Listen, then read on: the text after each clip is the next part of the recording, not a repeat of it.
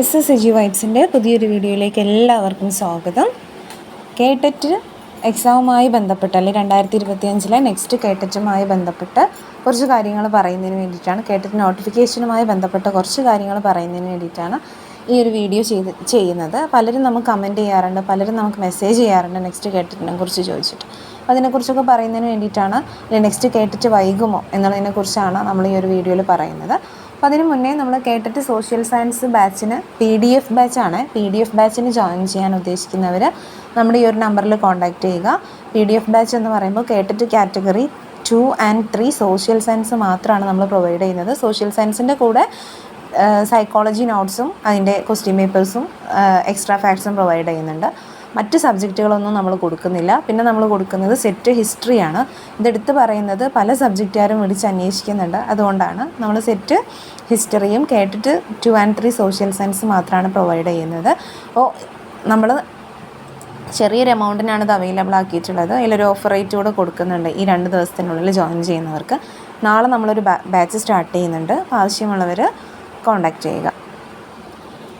പിന്നെ നമ്മുടെ കണ്ടൻറ്റിലേക്ക് അടക്കാം. പലരും ഒരുപാട് പേര് നമുക്ക് മെസ്സേജ് ചെയ്യാറുണ്ട്, നമ്മുടെ വീഡിയോക്ക് കമൻറ്റുകളായിട്ട് ചെയ്യാറുണ്ട് നെക്സ്റ്റ് കേട്ടറ്റിനെ കുറിച്ച്. പലരും നെക്സ്റ്റ് കേട്ടറ്റ് നോട്ടിഫിക്കേഷൻ വന്നിട്ടുണ്ടോ എന്ന് ചോദിച്ചിട്ട് പലരും, അല്ലെങ്കിൽ കേട്ടറ്റ് നോട്ടിഫിക്കേഷൻ വന്നോ എന്ന് ചോദിച്ചിട്ട് പലരും കമൻറ്റ് ചെയ്തിട്ടുണ്ട്. അതെനിക്ക് തോന്നുന്നു മുന്നേ വന്നിട്ടുള്ള കേട്ടറ്റ് എക്സാമിൻ്റെ അല്ലെങ്കിൽ സ്പെഷ്യൽ കേട്ടറ്റിൻ്റെ നോട്ടിഫിക്കേഷനെ കുറിച്ച് അറിഞ്ഞവരായിരിക്കാം, അല്ലെങ്കിൽ ആ ഒരു നോട്ടിഫിക്കേഷനെ കുറിച്ച് വലിയ ഐഡിയ ഇല്ലാത്തവരായിരിക്കാം അങ്ങനെ ചോദിക്കുന്നത്. ഇപ്പോൾ വന്നിട്ടുള്ള നോട്ടിഫിക്കേഷൻ എന്ന് പറയുന്നത് സ്പെഷ്യൽ കേട്ടറ്റാണ്. അതായത് സ്പെഷ്യൽ കേട്ടറ്റ് എന്ന് ഉദ്ദേശിക്കുന്നത് സർവീസിലിരിക്കുന്ന ആളുകൾക്ക് വേണ്ടിയിട്ട്, അല്ലെങ്കിൽ സർവീസിലിരിക്കുന്ന കുറേ ആളുകൾ കേട്ടറ്റ് ഇല്ലാത്തവരുണ്ട്. അപ്പോൾ അവർക്ക് വേണ്ടിയിട്ട് നടത്തുന്ന എക്സാമിനുള്ള നോട്ടിഫിക്കേഷനാണ് വന്നതും ഇപ്പോൾ അപ്ലൈ ചെയ്തതും അല്ല. ഓക്കെ, അത് തന്നെ ഇപ്പോൾ മാറ്റി വെച്ചിട്ടുണ്ട്. അപ്പം അത് അവർക്കുള്ളതാണ്. അത് ജനറലായിട്ട് എല്ലാവർക്കും എഴുതാൻ പറ്റുന്ന കേട്ടിട്ടല്ല.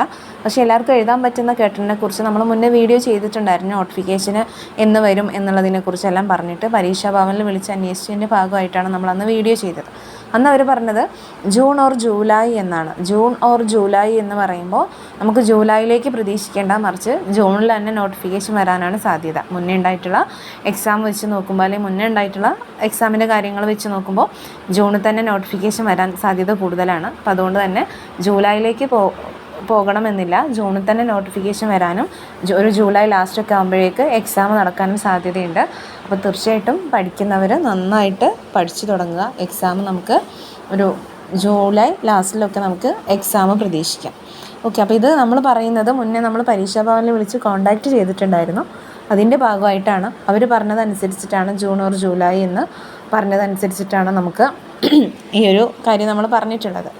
ഇനി നിങ്ങൾ ഒരുപാട് പേര് ചിലപ്പം കേട്ടിട്ട് എഴുതാൻ ആഗ്രഹിക്കുന്നുണ്ടാവും, അല്ലെങ്കിൽ പല പ്രാവശ്യം എഴുതിയിട്ട് കിട്ടാത്തവരും ഉണ്ടായിരിക്കും. അതുമാത്രമല്ല, ചിലർ 1-2 തവണ എഴുതി കിട്ടാതാകുമ്പോൾ പിന്നെ നിർത്തിയ കുറേ ആളുകളുമുണ്ട്. അവർ ചിന്തിക്കുന്നത് ഇത്തവണ എഴുതാതെ അടുത്ത തവണ എഴുതാമെന്ന് ചിന്തിക്കുന്നവരുണ്ട്. അപ്പോൾ നിങ്ങൾ മനസ്സിലാക്കേണ്ടത്, ഓരോ തവണയും നമ്മളിപ്പോൾ ഒരു ഗ്യാപ്പ് എടുത്ത് ചെയ്യുമ്പോൾ നമ്മൾ വീണ്ടും പഠിച്ച കാര്യങ്ങൾ ആദ്യം മുതലേ വീണ്ടും പഠിച്ചു തുടങ്ങേണ്ടതുണ്ട്. പക്ഷെ നമ്മൾ കണ്ടിന്യൂസ് ആയിട്ട് ഒരു തവണ എഴുതി നെക്സ്റ്റ് തവണ വീണ്ടും എഴുതുമ്പോൾ നമ്മൾ ആദ്യം പഠിച്ച കാര്യം കുറേയൊക്കെ നമ്മുടെ ഓർമ്മയിലുണ്ടാവും.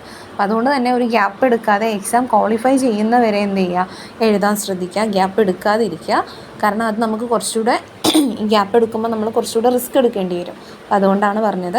പിന്നെ ഒരു എക്സാം നമ്മളൊരു PSCയോ മറ്റോ, ഇപ്പോൾ പലരും ചിന്തിക്കുന്നുണ്ടാകും LPUP നോട്ടിഫിക്കേഷൻ വരുമ്പോൾ അപ്പോഴേക്ക് എഴുതിയെടുത്താൽ മതിയല്ലോ എന്ന് ചിന്തിക്കുന്ന ആളുകളുണ്ടാവും. അങ്ങനെയല്ല, നിങ്ങൾ നേരത്തെ എക്സാം കേട്ടിട്ട് ക്വാളിഫൈ ചെയ്യുന്നതാണ് ഏറ്റവും നല്ലത്. നമുക്ക് പലപ്പോഴും ഈ LPUP അല്ലാതെ തന്നെ, ജനറൽ നോട്ടിഫിക്കേഷൻ അല്ലാതെ തന്നെ നമുക്ക് എങ്ങനെ വരാറുണ്ട്, PSC വിളിക്കാറുണ്ട്, NCA ഒക്കെ വിളിക്കാറുണ്ട്, പല കമ്മ്യൂണിറ്റിയിൽപ്പെട്ട ആളുകൾക്ക് വേണ്ടിയിട്ട്. അപ്പോൾ ഏതൊരു PSC എക്സാമിന് നമ്മൾ ടീച്ചിങ് മേഖലയിൽ അപ്ലൈ ചെയ്യണമെങ്കിൽ നമുക്ക് എന്ത് വേണം, കേട്ടിട്ട് വേണം. സോ ആ ഒരു സമയത്ത് പെട്ടെന്ന് വെച്ചിട്ട് നമുക്ക് എഴുതിയെടുക്കാൻ പറ്റുന്ന ഒന്നല്ല കേട്ടിട്ട്. അപ്പോൾ അതുകൊണ്ട് തന്നെ നമ്മൾ മുന്നിൽ വരുന്ന അവസരങ്ങളെ നമ്മൾ കാര്യക്ഷമമായിട്ട് വിനിയോഗിക്കുക എന്നുള്ളതാണ്. നമുക്ക് ഈ ഒരു അവസരം എഴുതാനുണ്ട്, തീർച്ചയായിട്ടും ഇപ്പം തന്നെ എഴുതിയത് ക്വാളിഫൈ ചെയ്യാൻ ശ്രദ്ധിക്കുക എന്നുള്ളതാണ്. അടുത്തൊരു തവണയിലേക്ക് മാറ്റി വെക്കാതെ ഇപ്പോഴേ നന്നായിട്ട് പഠിച്ച് നന്നായിട്ട് പ്രിപ്പയർ ചെയ്യുക.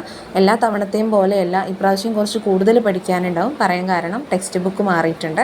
അപ്പോൾ അതുകൊണ്ട് തന്നെ പഴയ ടെക്സ്റ്റും പുതിയ ടെക്സ്റ്റും നമ്മൾ വായിക്കേണ്ടതുണ്ട്. അപ്പോൾ എന്തുകൊണ്ടാണ് പഴയതും പുതിയതും നോക്കണമെന്ന് പറയുന്നതെന്ന് ചോദിച്ചാൽ, പഴയ ടെക്സ്റ്റിലുള്ള കണ്ടൻറ്റ് വെച്ചിട്ടാണ് ഇന്നേ വരെ നമുക്ക് എക്സാമിന് ക്വസ്റ്റ്യൻസ് വന്നിട്ടുള്ളത്.